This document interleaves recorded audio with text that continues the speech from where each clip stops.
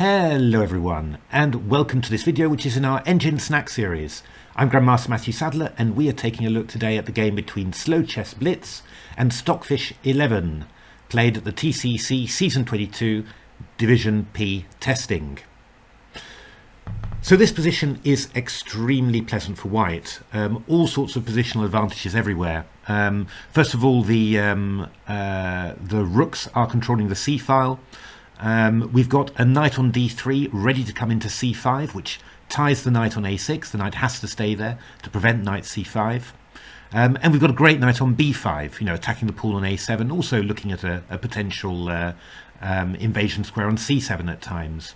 And we've got the bishop a3 cutting across the black position, ready if black plays e6 to come into d6.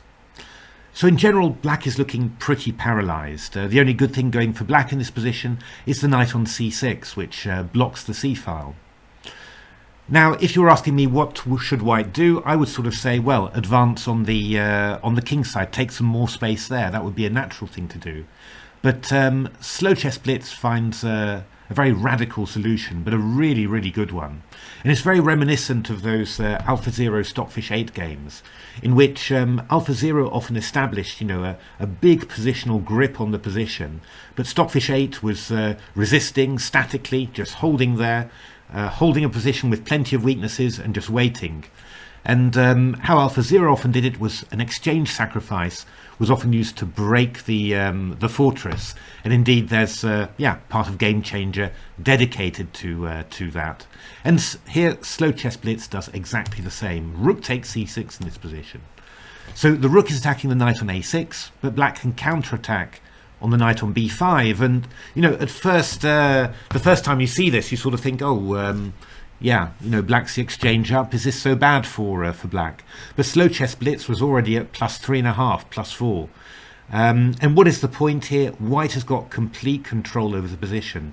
There are in fact no open files that the black rooks can use. So they're doomed to passivity because we've got the a7 pawn to attack as a target.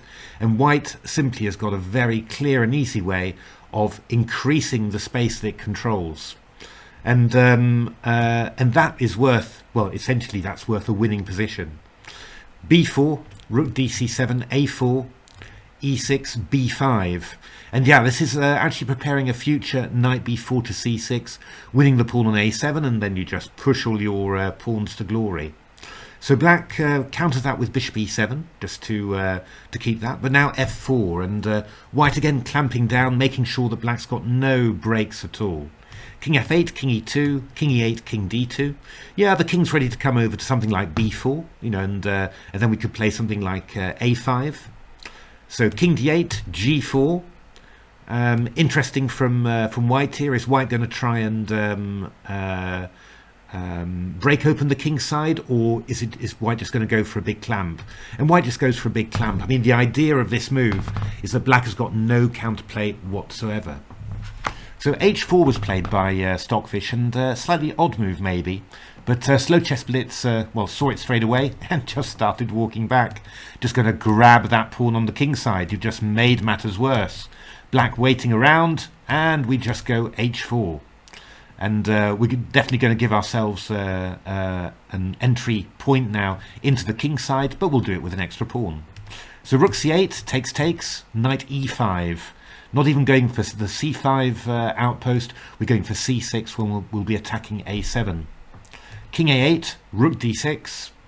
The rook maximum activity now, rook b7 and h5. Rook h8, king g4, rook g8, knight c6. You can just see how tied up black is, how little black has been able to do. And now Stockfish started getting desperate. f5 check, rook takes e6. Rook gh8, but that's not counterplay. This lovely move, rook e7, offering the exchange of rooks, and if this rook moves away, then we could have mate on a7. It's just completely gone. And after a6, g6, takes, the g-pawn just queened very quickly, and white was winning. A really beautiful, smooth game from SlowChess Blitz, and this exchange sacrifice, a theme really worth remembering. Essentially Rooks, you're playing against your opponent's rooks, no entry points for them, a target you can tie those rooks down to, and then a clamp on the position that just enables you to gain extra space. Really impressive strategy from SlowChess.